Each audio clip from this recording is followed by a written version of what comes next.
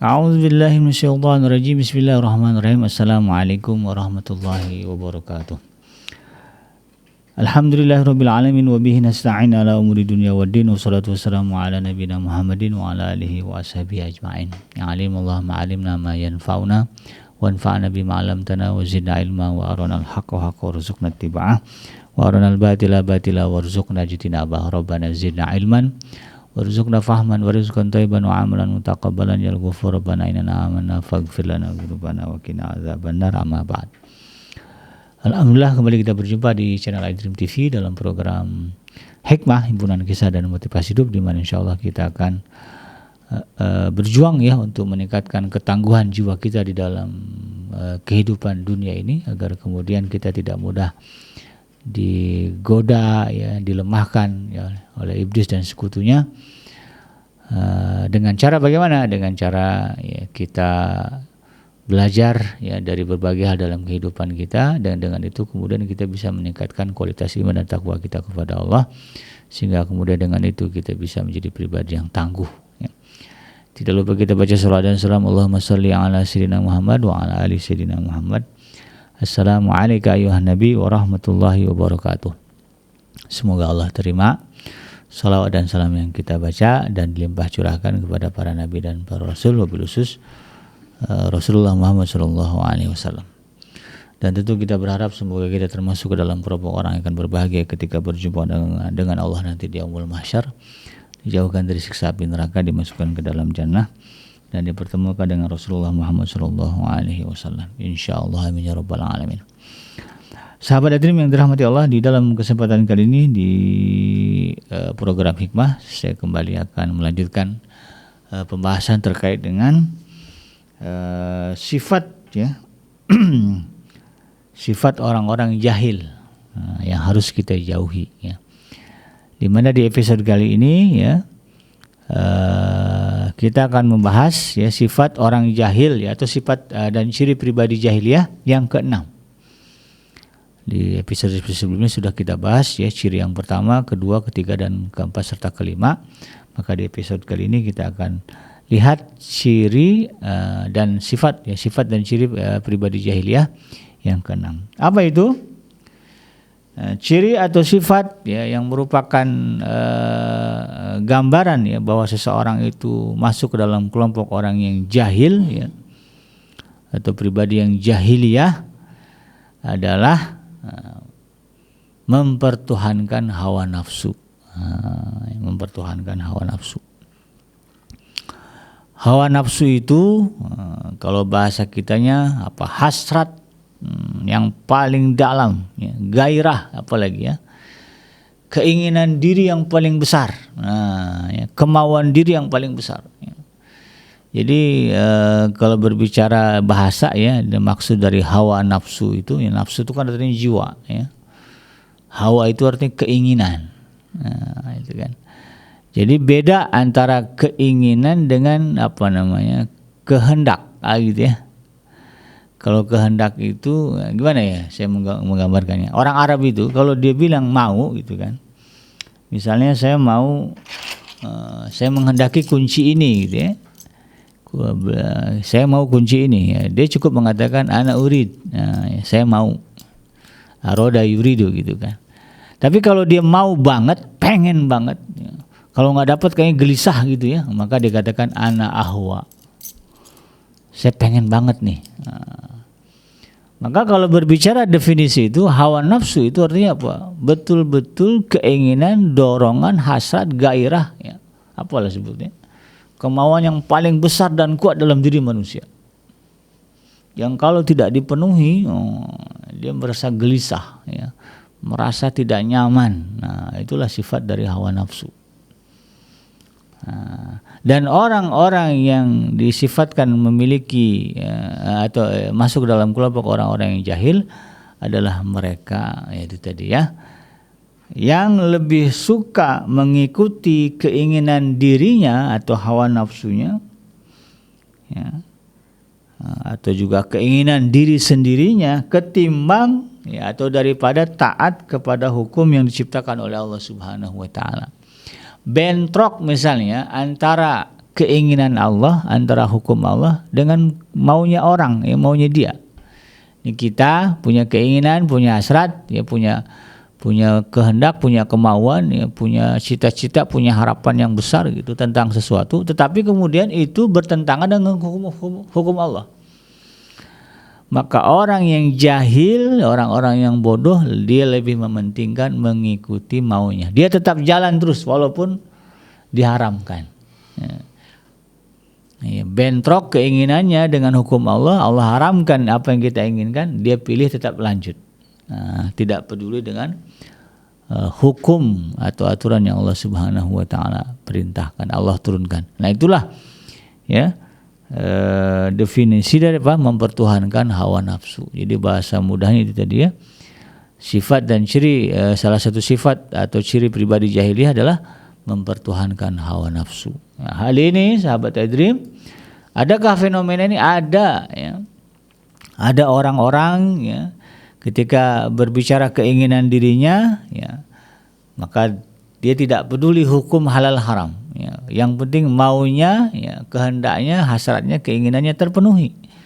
Walaupun itu kemudian melanggar aturan dan hukum yang telah ditetapkan oleh Allah Subhanahu wa taala, Tuhan yang menciptakan alam semesta. Dalam hal ini Allah Subhanahu wa taala mengingatkan kita di dalam surah Al-Jathiyah, surah yang ke 45 ayat yang ke-23, Allah Subhanahu wa taala berfirman, A'udzubillahi minasyaitonir rajim.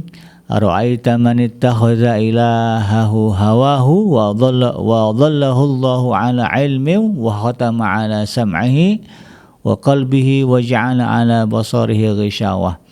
Faman yahdihi min ba'dillahi faman yahdihi min ba'dillah afala tazakkarun. Allah Subhanahu wa taala mengabarkan kepada kita, afara'aita, apakah kalian, apakah engkau Muhammad tidak melihat, tidak menyaksikan, manittahoza, ada orang-orang yang menjadikan ilahahu hawahu, hawa nafsunya sebagai tuhannya. Jadi menjadikan hawa nafsu, keinginannya sebagai raja yang harus dipatuhi dan ditaati ketimbang Allah. Jadi itu tadi, Allah maunya begini, dia maunya beda lagi. Yang dia bela, yang dia kejar, yang dia penuhi, yang dia usahakan untuk terlaksana, hajatnya dia, keinginan dia. Masa bodoh dengan apa yang Allah Subhanahu wa taala inginkan. Nah, orang begini kata Allah Subhanahu wa taala disebutkan di dalam surah Al-Jasiyah yang ke-23 ini, wa dhallahu Allahu 'ala ilmi wa khatama 'ala sam'ihi wa qalbihi. Maka kemudian Allah menyesatkan orang itu dengan ilmunya dan menjadikan penutup. Jadi ada penutup, itu ada hijab di mana? Pada pendengarannya, wa qalbihi, dan juga kalbunya. Jadi hatinya kemudian tertutup dari hidayah Allah Subhanahu wa taala. Jadi orang kalau udah hidupnya semau gue dan terbiasa dengan itu, datang kepada dia kebenaran, nasihat, karena Allah itu kan maha adil, dan Allah itu kan tidak zalim. Allah itu maha pengasih, penyayang. Di dalam satu ayat dikatakan, diulang-ulang, kata ba'ala nafsihi rahmah. Kataballahu ala nafsihi rahmah. Allah telah menetapkan bagi dirinya rahmah, sifat rahmah. Maka orang-orang manusia ini pada dasarnya sebelum nanti dimasukkan ke dalam neraka, di alam dunia ini Allah sudah utus. Allah sudah datangkan melalui bermacam-macam cara kebenaran. Jadi nggak akan bisa ngelak kita nanti. Jadi kebenaran itu pasti datang kepada kita dalam bentuk apapun. Nah, cuman persoalannya ketika kebenaran itu datang lalu kemudian dibantah, karena persoalan itu tadi nggak serak dengan maunya dia, nggak cocok nih, kenapa ini banyak bertentangan dengan hawa nafsu, dengan keinginan saya gitu. Nah, kalau udah itu prinsipnya, ketika kebenaran itu datang, sekali, dua kali, tiga kali masih begitu juga, maka kemudian Allah katakan apa? Wa adhallahu Allahu ala ilmin. Maka kemudian Allah akan menyesatkannya ala ilmin, di atas ilmu pengetahuan Allah Subhanahu wa taala. Wa khatama ala sam'ihi, lalu kemudian Allah menjadikan tutupan. Ya, Allah kasih penutup ya di telinganya, sehingga kemudian apapun yang dia dengar dia enggak paham. Enggak clear bagi dia ini maksudnya apa ya. Bahkan alergi lah mungkin ya dengan apa yang datang dari Allah Subhanahu wa taala. Kan ada orang-orang yang kalau dibacain Al-Qur'an ya atau disuguhkan ya cerita-cerita agama, panas kuping itu ya. Panas kupingnya ya, enggak betah pokoknya ya, gelisah aja bawaannya. Begitu tuh ujung-ujungnya. Wa qalbihi, dan juga Allah jadikan penutup atas hatinya, maka kemudian hatinya tidak akan pernah tergerak lagi untuk berusaha memahami, mencerna ya apa yang datang dari Allah Subhanahu wa taala. Wa ja'ala ala basarihi gishawa, dan Allah juga jadikan bagi orang itu tutup ya, sehingga kemudian dia tidak bisa melihat. Matanya Allah tutup juga ya. Sehingga apa yang dia lihat ya, kebenaran apapun yang datang kepada dia enggak ngelihat. Ya, jalan surganya enggak kelihatan gitu ya. Ya, kenapa? Ya, kehidupannya ya telah dikuasai oleh prinsip semau gue, ya mau enaknya dia aja gitu kan. Ya, tidak peduli hukum yang diturunkan oleh Allah Subhanahu wa taala. Maka kemudian Allah tegaskan di dalam ayat ini juga, "Faman yahdihi min ba'dillah", maka siapa yang bisa memberikan petunjuk setelah Allah? Enggak ada. Ya, kalau dia mau ya mendapatkan petunjuk dari Allah, ya luruskanlah tuh ya. Sifat itu tadi ya. Ya, sifat semau guenya itu harus dihilangkan, tunduk kepada Allah. Baru nanti ya, dia punya peluang kemudian mendapatkan hidayah dari Allah Subhanahu wa taala ya. Lalu kemudian hal ini juga Allah tegaskan di dalam surah Al-Furqan ya, surah yang ke-25 ayat yang ke-43. Redaksinya kurang lebih mirip juga ya. Allah katakan di dalam surah Al-Furqan ayat ke-43 ini, ara'aita man ittakhadha ilahahu hawah afa anta takunu alaihi wakila ya. Sudahkah engkau Muhammad melihat orang-orang yang menjadikan hawa nafsunya sebagai tuhannya? Ya. Apakah engkau akan menjadi pelindungnya? Jadi ada orang-orang ya, bahkan pada masa Rasulullah SAW sudah clear dan jelas orang-orang ini kemudian lebih memilih ya keinginan dirinya ya, keinginan dirinya daripada kemudian mengikuti apa yang datang dari Allah Subhanahu wa taala ya. Dan ini yang kemudian harus menjadi peringatan ya. Ya, bagi kita jangan sampai kemudian kita ya, sama seperti mereka. Ya, justru seharusnya kita kalau nggak mau jadi orang jahil kata Allah gitu ya, ketika datang kebenaran dari Allah bertentangan dengan maunya kita, udah kita ikut aja maunya Allah.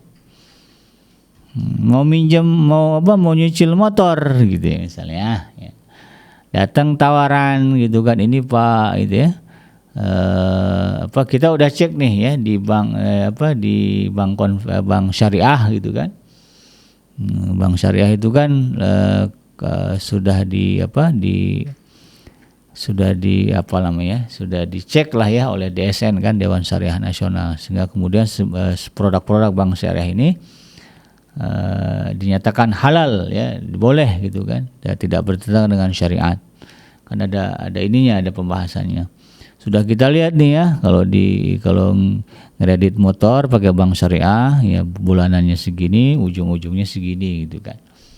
Datang tawaran kepada kita misalnya kan, setelah itu nih Pak ada nih bank konvensional gitu kan. Dia bukan syariah ya, tapi masuk ke kategori konvensional, riba ya. Ternyata cicilannya lebih ringan ya, marginnya lebih kecil. Nah, tapi ini riba ya, konsepnya konsep konvensional bukan syariah.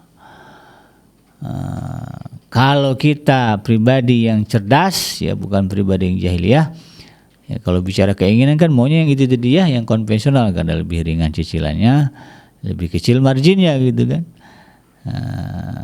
Tapi karena kita tahu ini adalah riba, Dan Allah sudah katakan wa ahalallahu al-bai'a wa harrama riba. Gitu ya. Allah telah menghalalkan jual beli dan mengharamkan riba. Maka kemudian dengan mantap kita katakan, enggak bang, ya, saya lebih pilih bang syariah aja. Oh lebih mahal itu, abang gimana sih, nggak pinter banget gitu ya. Itu kan lebih mahal, cicilannya lebih gede, ini lebih kecil, ya, margin juga lebih kecil. Kenapa bang pilih yang syariah juga? Ya, ini kan syariah, ya. Ya, bebas dari praktek riba karena Allah sudah tegaskan apa? Bahwa Allah mengharamkan praktek riba. Nah ini yang menjadi contoh realnya. Ya. Banyaklah dia dalam kehidupan kita bagaimana kemudian ya, ketika beradu, ya, bertembung kalau kata orang Melayu, ya, antara keinginan Allah, hukum Allah dengan maunya kita nih, ya, dengan enaknya kita ini, mana yang kita pilih? Ya, kalau kita jadi orang yang cerdas, ya, bukan orang yang jahil, maka kita lebih memilih untuk taat dan patuh kepada hukum yang Allah telah turunkan. Dan karena itu kemudian Allah tegaskan lagi juga, ya, di dalam surah yang keempat, surah An-Nisa ayat yang ke-103, ayat yang ke-135, ya. Di ujung ayat ini Allah katakan fala tattabi'ul hawa, ya, an ta'dilu wa in talu aw tu'ridu fa innallaha kana bima ta'maluna khabir. Ya, Allah tegaskan di dalam ayat ini apa? Maka janganlah kamu mengikuti hawa nafsu, ya, karena ingin menyimpang dari kebenaran. Jadi ketika diri kita ini sudah ya kan bicara diri itu kan ada bisikan, ya, dalam diri kita. Udah ini aja gitu, ya. Kalau itu faktanya kita tahu bahwa menyimpang dari kebenaran, ya, udah ambil aja, kan bisa diakalin, ya, misalnya ya di kantor-kantor, ya, ada dana lebih gitu kan, ya, harusnya dikembalikan ke negara, dibuatlah ya data fiktif, anggaran fiktif gitu kan, seolah-olah ada kegiatan padahal kemudian masuk ke kantong pribadi. Nah kalau udah begitu tuh, ya, muncul bisikan-bisikan itu, udah bisa diakalin, ya, bisa nih gini-gini, udah, ya, nggak usah dibalikin ke negara. Kalau itu yang kita pilih padahal kita tahu kita itu menyimpang kebenaran, maka kita sah, ya, masuk ke dalam kelompok orang yang jahil. Bertahan itu sampai mati neraka, gitu. Tapi kalau kemudian kita tegaskan dalam diri kita haram, nggak boleh, ya, ini korupsi, ini uang negara harus balik ke negara, barulah betul, ya, barulah ini yang Allah sebut sebagai orang yang cerdas, bukan orang yang jahil. Ya. Demikian sahabat Dream, ya, mudah-mudahan ini menjadi pendorong motivasi bagi kita untuk meningkatkan kualitas diri kita, ya, agar kemudian kita tidak seperti, ya, orang-orang yang dulu Allah binasakan, Allah musnahkan karena keangkuhan, kebodohan, ya, kejahilan dalam diri. Ya, kita minta kepada Allah agar setiap hari, ya, jiwa kita bertambah baik, jiwa kita bertambah saleh, ya, kalbu kita semakin penuh dengan hikmah, ya, dengan ilmu yang datang dari Allah Subhanahu wa taala. Yang benar datangnya dari Allah Subhanahu wa taala, yang salah semata-mata lahir dari kealfaan dan kelapan saya pribadi. Saya bikinnya pamit undur. Hasbiyallahu la ilaha illa huwa alaihi tawakkaltu wa huwa rabbul arsyil azim. Subhanaka Allahumma rabbana wa bihamdika asyhadu an la ilaha illa anta astaghfiruka wa atubu ilaik. Walhamdulillahi rabbil alamin. Wassalamu alaikum warahmatullahi wabarakatuh.